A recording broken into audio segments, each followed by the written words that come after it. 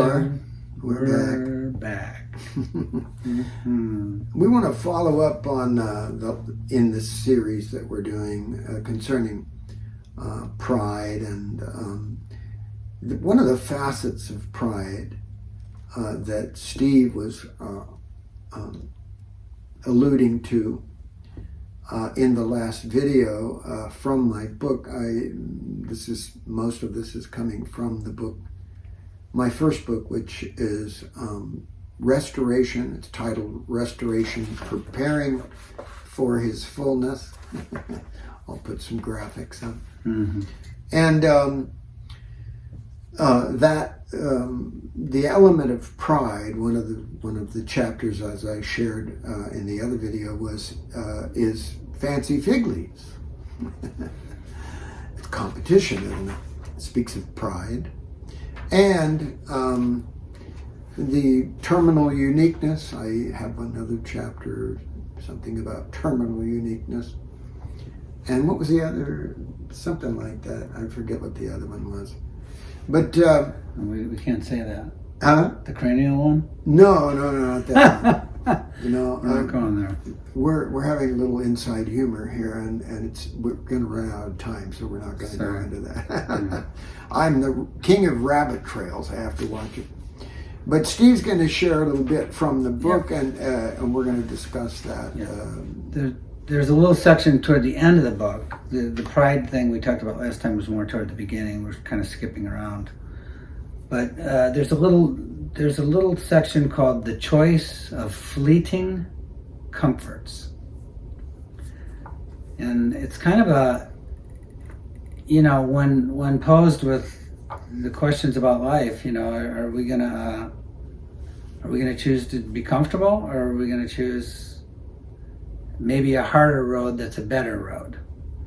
So anyway, I'm going to read a little bit toward the very end of this. It says here, he was talking about a man and woman relationship, and the wife did not want to be part of her husband's war anymore, and he was very engaged in spiritual warfare and following Jesus and all that, and she got kind of tired of that. And Rick says here, this reveals a profound ignorance because it was never his war anyway. It is the war. And we're all part of it, whether we know it or not. We're in a war. Yeah. I mean, if you're really honest, you can kind of see it. Mm-hmm. It's not paradise. We're not in paradise right now. Mm-hmm. So she obviously thought that there was such a thing as a place to hide. And isn't that what we try to do when we're looking for fleeting comfort? Rather than deal with what's really in front of us, we hide. We all find little things to do. You pick one. TVs, there's a million things that we can distract ourselves with, especially with what the internet has turned into. You can waste hours. I know. Yeah. Anyway. So, any and all attempts at avoiding the required and necessary confrontations with evil that God purposely allows in your life, they come from fear and selfishness. We're just afraid to deal with it. And this type of manipulation is pure disobedience and rebellion. And according to the Bible, this type of rebellion is as the sin of witchcraft. It is seeking to save our own life, and this is what we're really getting to here now. It is seeking to save our own life, and this kind of thing is what Jesus was referring to when he said, "He who seeks to save his own life will lose it." Not just if and when the actual martyrdom is loved, which is a totally different thing. Mm-hmm. That's a totally different thing. But he did say, if you want to save your life, you're going to have to lose it. But if you try to save it, did I go backwards on that? By trying to save your life and hiding and not dealing with things, you're going to end up losing it forever. Yeah. And that's what we really care about. We care about forever. We care about your forever. We care about our forever also. But we've kind of already, that part we've got. But we're walking it out, and we're on here because we care about your forever. So we want to talk about what that means. Yeah. Losing your life and saving it. Yeah. You know what, if you think about it, that's really what every day is about. It's like we're especially in America, we're absolutely addicted to convenience and comfort. Mm-hmm. We don't realize how much. And throughout nearly all of human history, those were the rarest of commodities. If our air conditioning goes out for a day, we don't know what to do. I just had my hot water heater go out the other day. And cold showers, you know. You know, they're good for bachelors, but they're tough. So, but seriously, you know, and you can't get more serious than what we're talking about. Mm-hmm. What's about to hit the planet is going to take a team effort. Yes. And in order to survive, you're going to, and to help others, if that matters to you at all as a Christian, which is self-sacrifice, helping others, you have to humble yourself, right? And self-sacrifice is the issue, because if you're constantly trying to avoid self-sacrifice, by finding places of comfort, and building, manipulating, programming, controlling, that's the main word of all of that. That's the main heading for all of that I just said. Controlling everything in order to, get a result that you want, that's comfortable and convenient. That is manipulation. And technically, if you look at the preponderance of Scripture, manipulation is considered witchcraft in the spirit realm. Did you ever think about that? That's not trust. That's not trust in God. That's trust in the arm of the flesh. That's sleight of hand, if you will. That's what many of the pastors do with their programs and their marquees and their advertising and their budgets and their bake sales, you know, and their programs, right? Well, so what's the deal? Where do you draw the line on self-preservation? Self-preservation is a form of fear. Mm-hmm. It's predicated on fear, and fear is not trust. The Word of God says, trust in the Lord with all your heart and lean not on your own understanding. And it also says that God has not given us a spirit of fear. Very good. Excellent. That's it. So if you're walking in fear, you're capitulating to a different spirit. Mm-hmm. And the reason that's important is because if you have fear in what's coming, if you have fear facing what's about to hit the earth, which would make just about anyone afraid, mm-hmm. If you're not close enough to Jesus to appropriate the faith commensurate to standing in the midst of the fire and in the midst of the trials, mm-hmm. and all of that. And even beyond that, as we've talked about before, as Daniel said, they that know their God will do great exploits during this. That's the opposite. That's the real opposite of fear. Yeah.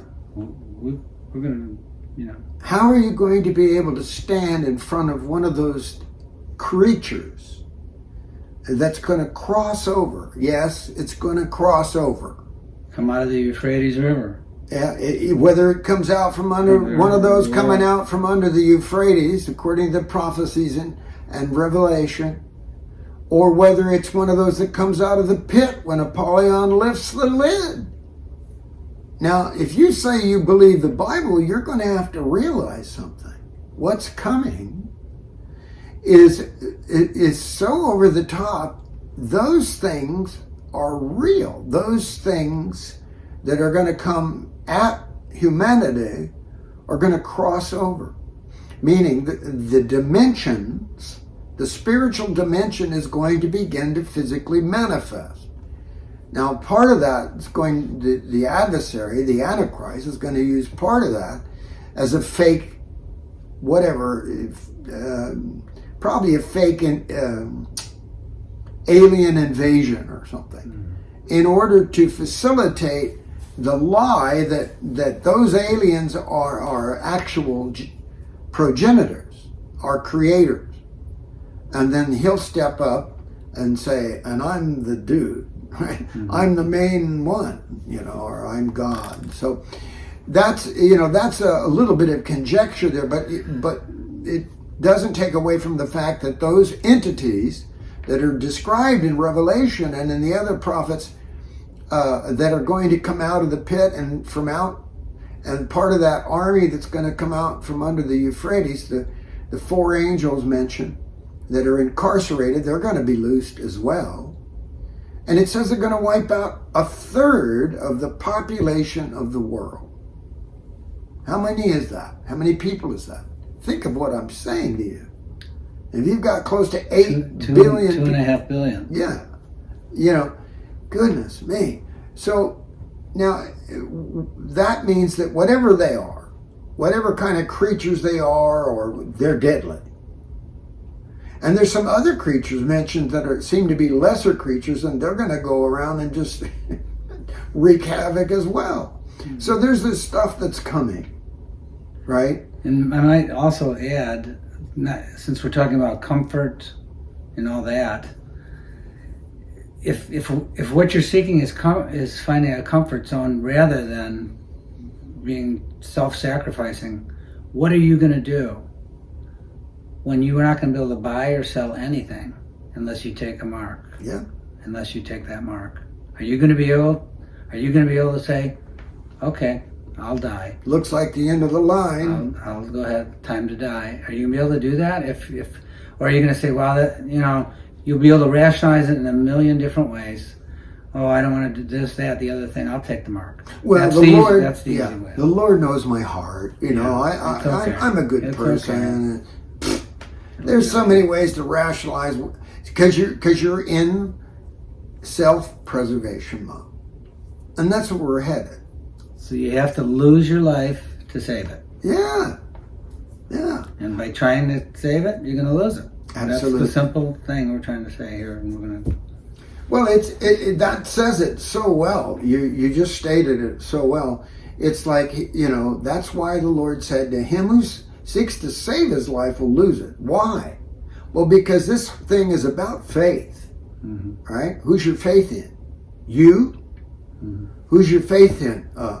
Some system, the government, bullets, gold, Yeah. And so self-preservation is seeking to save your own life. And that means you'll lose it. In what's coming, you're going to need to be able to be there. You're called to be a shelter to others. And not only that, but to trust God for your protection. And the kingdom, the real kingdom, is the one that's eternal. That's real. This stuff here we're doing, Fleeting. it's fleeting. It's not real. It looks real, kind of, but the real one is the one that goes on forever.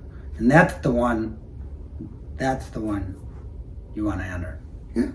This dimension that we're in, the physical dimension, is the only thing we know, so we just assume that this is the only game in town. But if you've ever been out of your body, and I don't mean transcendental meditation, I mean by divine appointment. Like Paul was. And some others. Go ahead. I know a little bit about that. Let's just say that. And when you're out, it's like everything is revealed. I mean, as a Christian, I mean, a lot of people that do transcendental meditation and or astral projection, Yeah. Or don't realize that is the epitome of witchcraft. That is witchcraft. And they think it's benevolent, but it does change you. You do realize, oh, there really is another realm. There really is another dimension. All right? But if you're doing it outside of the will of God and you're testing God by astral projecting, that is a form of witchcraft. And if you're doing that, you're really just spitting on the blood of Jesus is what you're doing. And what's amazing is a lot of people who are in astral projection, and they don't realize they'll run into a few spirits out there, and they think they're friendly spirit guides. That's why a lot of people get hung up in the New Age thing, and Eastern mysticism. And I have had a woman who did that, and I tried to warn her as best I could. And she kept projecting. This is in the second book. I put it in the book. When Heaven Speaks Out Loud is the second book. You can get Restoration, Preparing for His Fullness, and When Heaven Speaks Out Loud on Amazon. And my website, I'll put that up. But she projected this. She was really doing witchcraft. And she even named a demon who had an ancient name. She didn't even know it was an ancient name. I knew that name from theological and archaeological studies. And I just bit my lip because I was trying to find a way to get her to listen to me. She wouldn't listen. She was invoking this demon onto her son every day before he'd go to work. Because she thought that demon was a friendly spirit guide. And she kept doing that, and then one day his best friend, who had turned into a speed freak tweaker, walked up and shot him right through the heart, and paranoid schizophrenia. Shot his best friend right through the heart in a delusion. And it's no wonder, because Satan masquerades as an angel of light. Yeah. That's what he does. I mean, that's the thing. So that's how she was seduced. They had her thinking that Satan can have friends. If you're in TM or astral projecting or in any of that dabbling in the occult or even an advanced warlock or witch, you need to realize what you're doing. Satan can't have friends. You can't win his good graces. He doesn't have any. Wake up and smell eternity. Yeah. Because eternity in torment and flames ain't fun, baby. All right, I'll let that go. But the point is, now that seemed like a rabbit trail, but that's where the fruit of self-preservation leads. That's where it leads. Yeah. And so you need to realize this thing is real. Satan hates your guts, wants to kill you. We're going to make this one short, and we mean it this time. We are. But we wanted to talk about that for a minute. If you're in leadership, and you're leaning on the arm of the flesh with your programs and your control and delegating to people that for political gain or position or any of that kind of stuff that so many pastors do. You don't need faith to do that. Yeah. You don't. If you're doing any of that, you are trying to save your life, and you'll lose it. You're leaning on the arm of the flesh. You need to get back to the very, very simplistic roots, organic roots of Christianity, which is trust in the Lord to provide everything, including promotion and placement and prosperity and protection. And you're supposed to be thinking about your flock, not your budget or your parking lot fund or whatever. All right? But even outside of leadership, we need to, us. Nobody's arrived. I don't mean to condescend, but I'm old and I have a weird calling, so I'm talking like this. I love you He loves you. We love you, and that's why we're doing this. We want you to realize that a new level of broken, contrite, organic, if you will, full trust in the Lord is required for what's about to happen. And if you try to use your own preparations and systems for what's coming, you won't survive. And he doesn't want you to survive. Jesus doesn't want you to survive. He wants you to flourish. He wants you to be those people that Steve referred to and Daniel referred to, that are strong. Those who know their God, he says it, those who know their God will be strong and do great exploits. We want to see you do that. And that's why we're on here. We're going to go, it was just a little reminder here of the fact that he who seeks to save his life will lose it, especially with what's coming. He who trusts in the Lord, right? He who loses his life. And when you're born again, of course, in order to be born again, you got to lose something, right? Yeah. And that's the old person. That's what that's alluding to. So we're going to go, we love you. If you don't know Jesus, talk to him. It's that simple. You don't have to do some austere churchianity. Just talk to him. He's waiting. Boy, is he waiting. He loves you so much. Look at the cross. That's how much he loves you. Yes, you individually. And let him come in. Ask him to come into your life and reveal himself and be the Lord of your life. And watch what happens. We love you. God bless you. Buckle up. To be continued. Hey, Miss America, you have brought me to my knees, crying out in your behalf. Lord, have mercy, please.